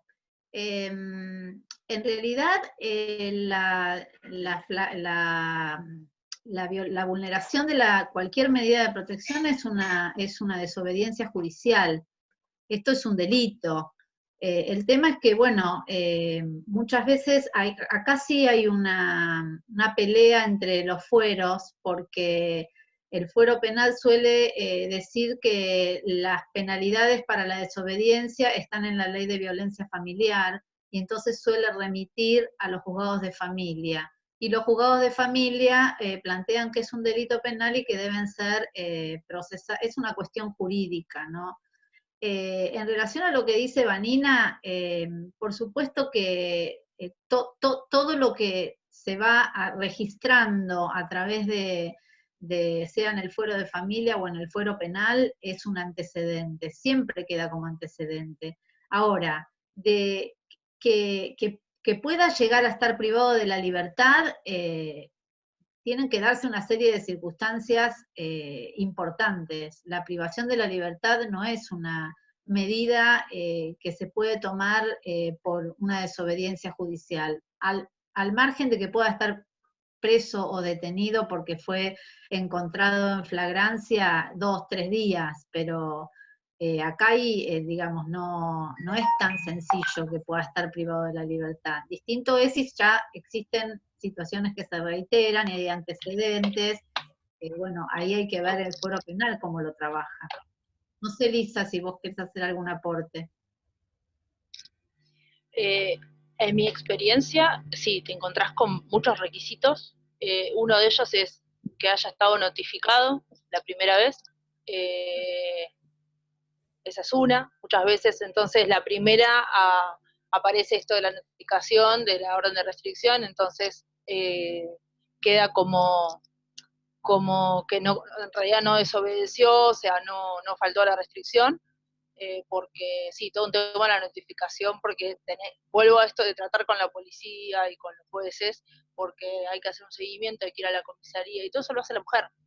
O a lo sumo esto, si está con un acompañamiento, esas acompañantes, y a veces una termina llamando como abogada, porque tampoco es que por ahí puede ir. Bueno, me ha pasado eso, digo, la experiencia es esa, te encontrás con que no está notificado, entonces lo tenés ahí en la puerta, la mujer está muerta de miedo, y dice, no, bueno, pero con esto lo notificamos.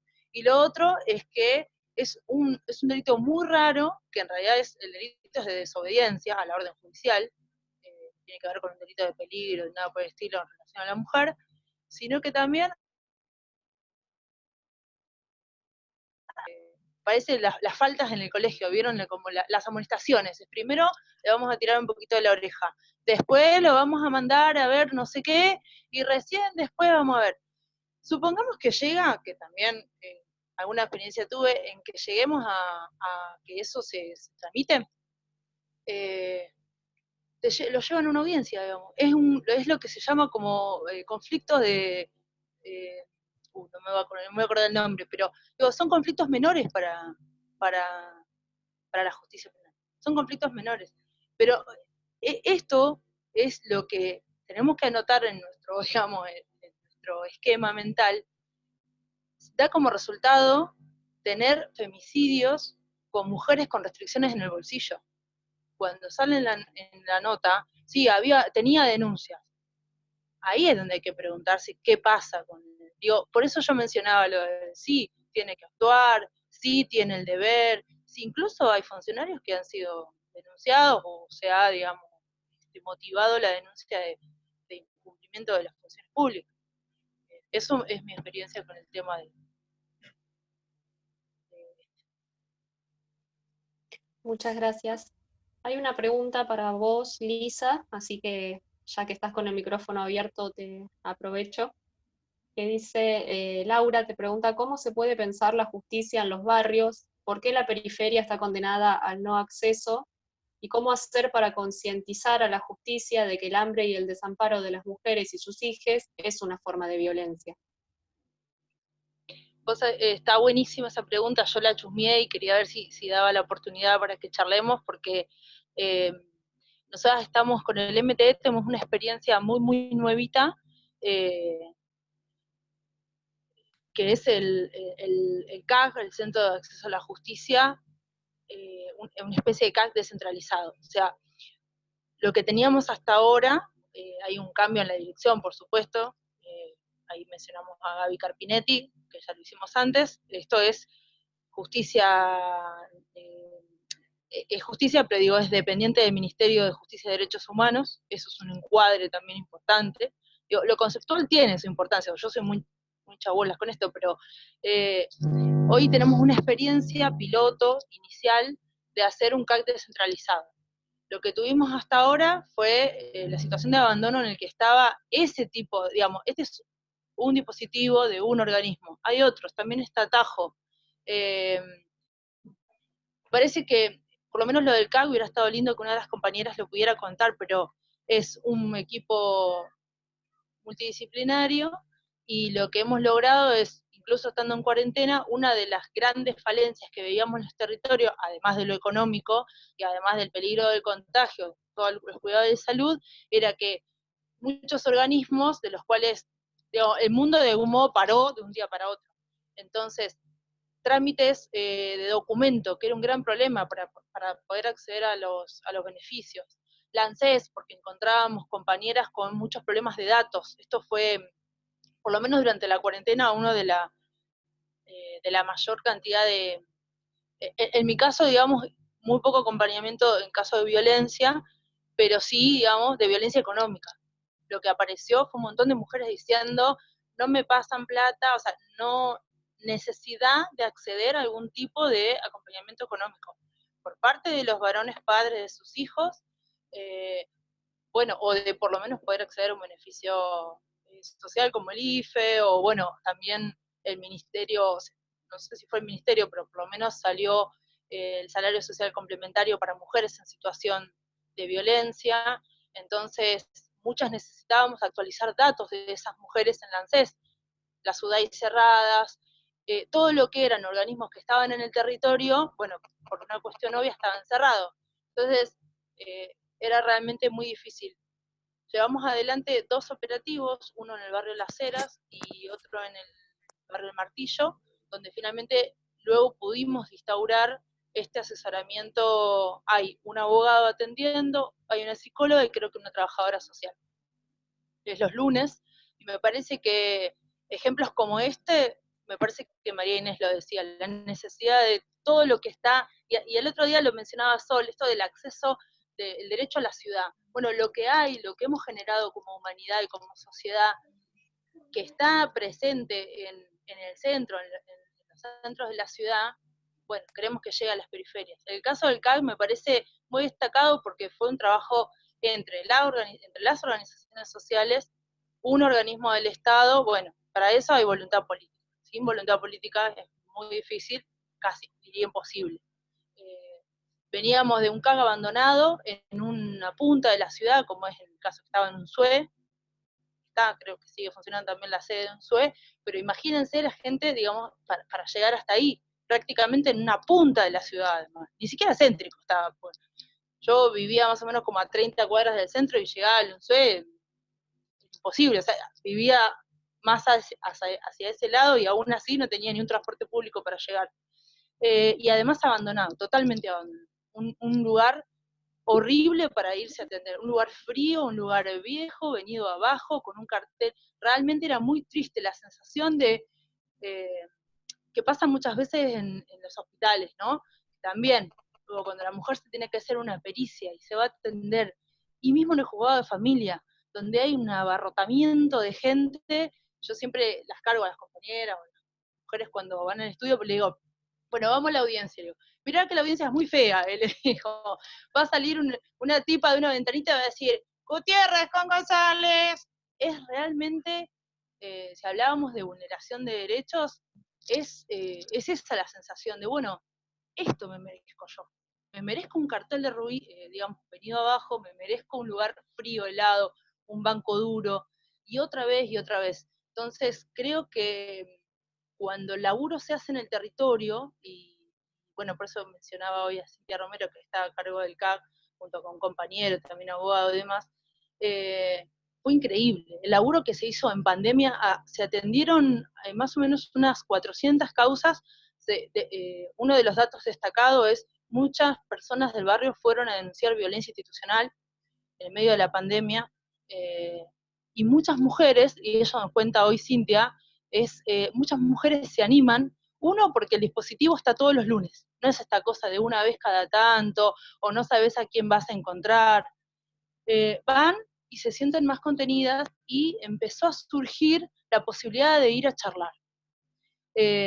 Y un lugar donde, si bien está muy cerquita incluso del dispositivo de Bocanada, es un barrio que está ahí aledaño y se cruza constantemente, bueno, la zona sur es muy poblada además, bueno, apareció un dispositivo, y yo creo que la particularidad de que sea coordinado con la propia organización comunitaria del barrio hace que la atención sea diferente. Y además, también lo que decía María Inés, cuánto importa la intervención y la articulación entre las organizaciones y los organismos, porque cuando vos ves un psicólogo, una psicóloga que está pasando de vive, bueno, si tenés la posibilidad de hacer alguna recomendación, bueno, es importante ese tipo de control comunitario. Bueno, eso es lo que tengo para aportar, y me parece que esa es una linda línea para seguir. Muchas gracias. Muchas gracias. Yo soy Laura Ciraudo, yo trabajo en los barrios y siempre me ha pasado, soy docente, fui muchos años directora de la escuela de José Hernández, nosotros ahí ayudábamos muchísimo a las familias, de hecho, así fue como me convertí en acompañante con María Elena, porque muchas situaciones de violencia llegaban a la escuela, y había que intervenir, y lo hacíamos con lo que teníamos, porque no estaba todos estos dispositivos armados. Pero siempre el acceso a la justicia es imposible en los barrios.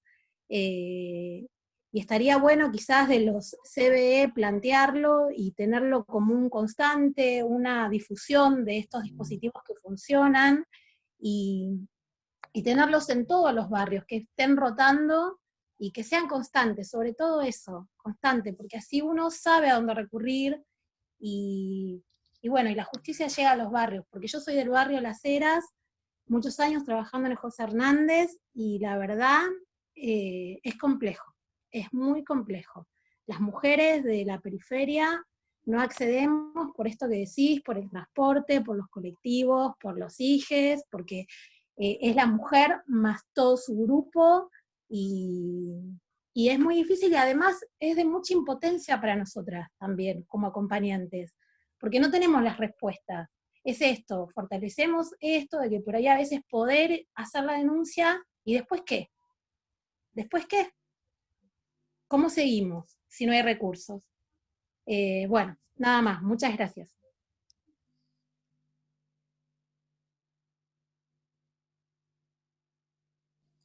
¿Puedo contarles algo? Yo, Mirta. Este tema que dicen las compañeras, Laura lo decía recién, la cuestión de la salida de la situación de violencia, que es nada más ni nada menos que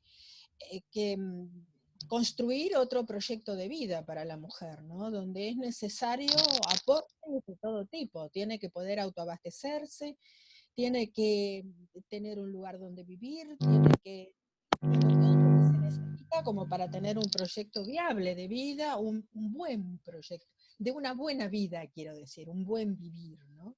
Bueno, esto se está tomando como una preocupación en este momento, y por lo menos articulando a nivel de provincia, digo, ¿no? No sé en la realidad cuánto se puede llegar a cada territorio que tiene sus propias dinámicas. No es lo mismo vivir en Patagones que en Mar del Plata o que en La Matanza.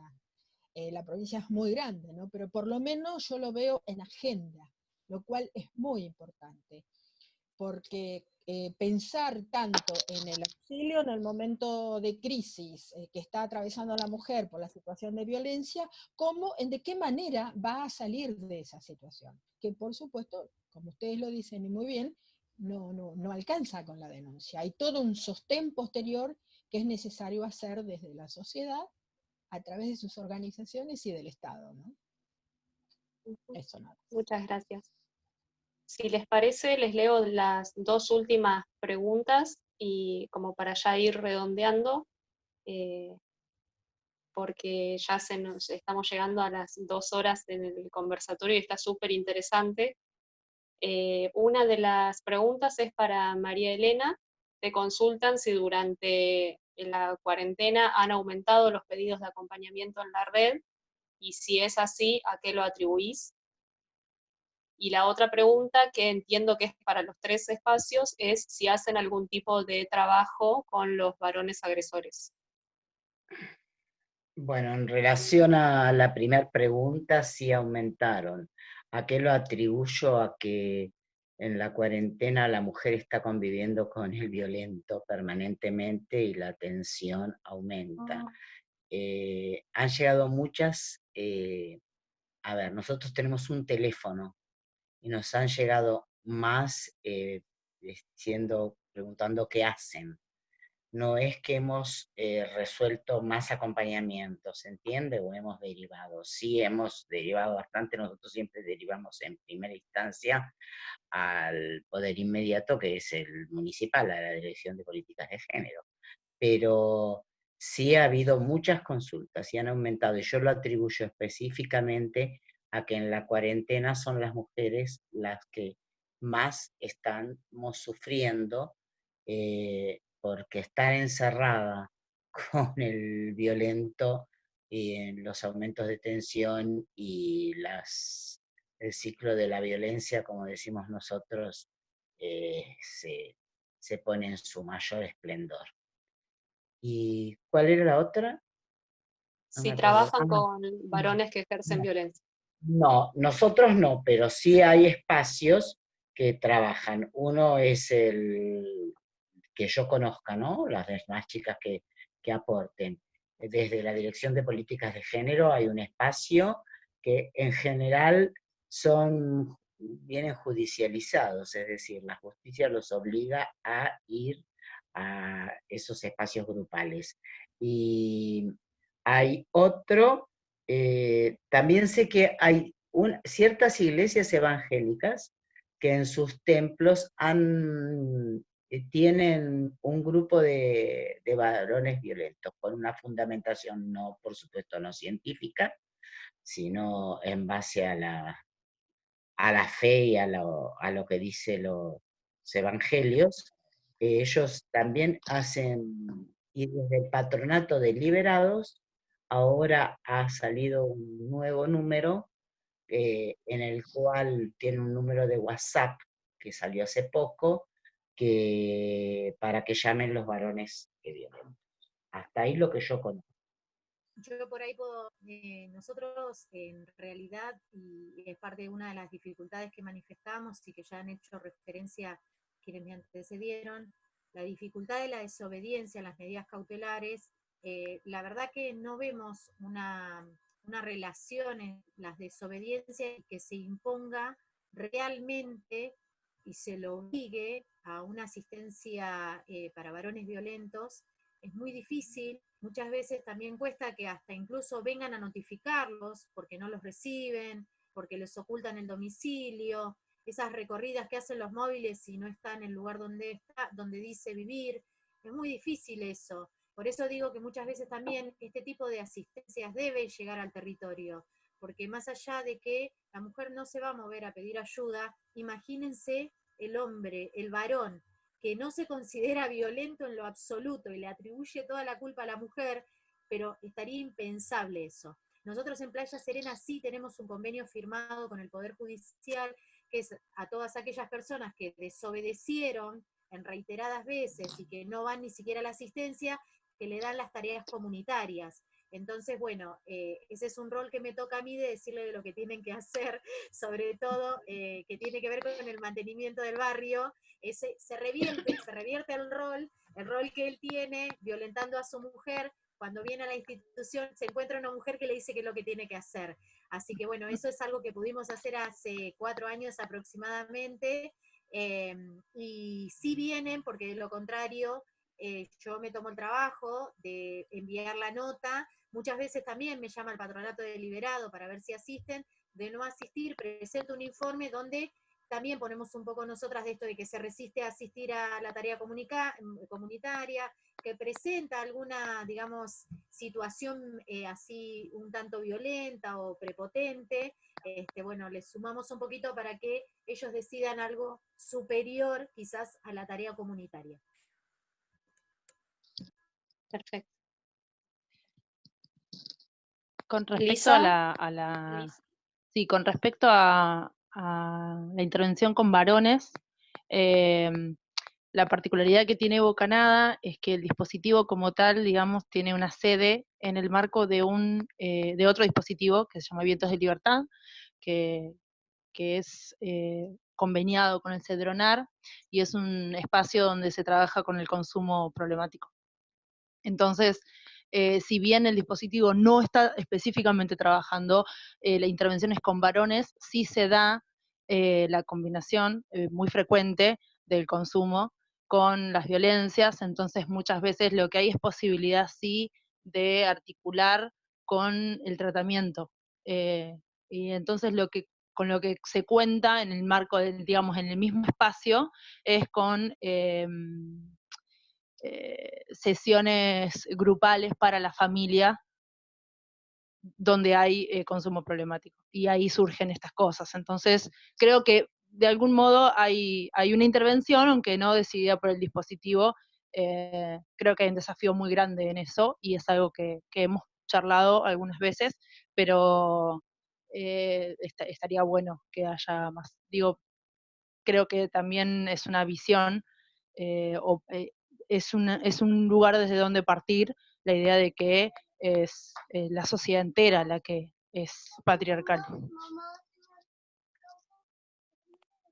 Exacto. Muchas gracias.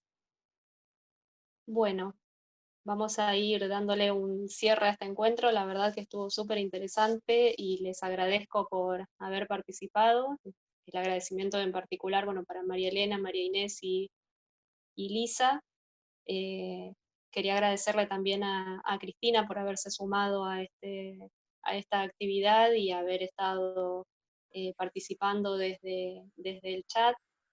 Habíamos hablado con ella de si quería hablar o no, respetar lo que ella decidiera, pero pudo participar, y eso nos alegra en cierto sentido, digamos, de poder dar voz también a esas situaciones. Así que agradecerles nuevamente por haber participado de este encuentro. Va a haber un tercer encuentro que se contempla como parte de este ciclo, que todavía tenemos la fecha a confirmar, pero cuando esto se defina lo vamos a socializar por nuestras redes, así que agradecerles. No sé, Ludmila, si querés agregar algo más como para cerrar. Censuré tu comentario, habías hecho un comentario ahí muy desde lo jurídico, que no sé si querías explicarlo, pero bueno. Así que, bueno, esperando volver a... Sí, ahí abriste. Había sido así como muy técnico, y escuchando y aprendiendo de todas las exposiciones y todas esas experiencias que me parece que son de las que tenemos que aprender quienes nos formamos en la facultad, y las que tenemos que escuchar, porque el aprendizaje universitario no tiene que ser solamente a partir de los libros y lo que nos cuentan los docentes, porque no solamente los jueces y los operadores de la justicia son varones o tienen un pensamiento patriarcal, sino también los libros. Entonces es necesario que, por lo menos a mi modo de ver, que llevemos un aire fresco y feminista a la justicia y a todas las disciplinas, ¿no? Sobre todo que ese aire fresco venga a recuperar las voces de las compañeras, de las que están y las que no están, y bueno, aportar ese lugar. Sí, era súper técnico mi comentario, y aprovechar que tomo la palabra para agradecerles a todas por participar, especialmente a Marinés, a Lisa, a Sole, y a María Elena, fueron súper claras, Alba que ya no está, y a Mirta también, que fue muy clara en sus exposiciones. Un placer haberlas acompañado, escuchado, y a Julia, que hace un montón también que nos las vemos, bueno, y a todas, porque en realidad bueno, a todas, al vicedecano, bueno, claramente nos encontramos en estos espacios un poco las mismas personas siempre, y siempre seguimos aprendiendo un poco más, así que muy contenta por el encuentro. Y cerré. Muchas gracias.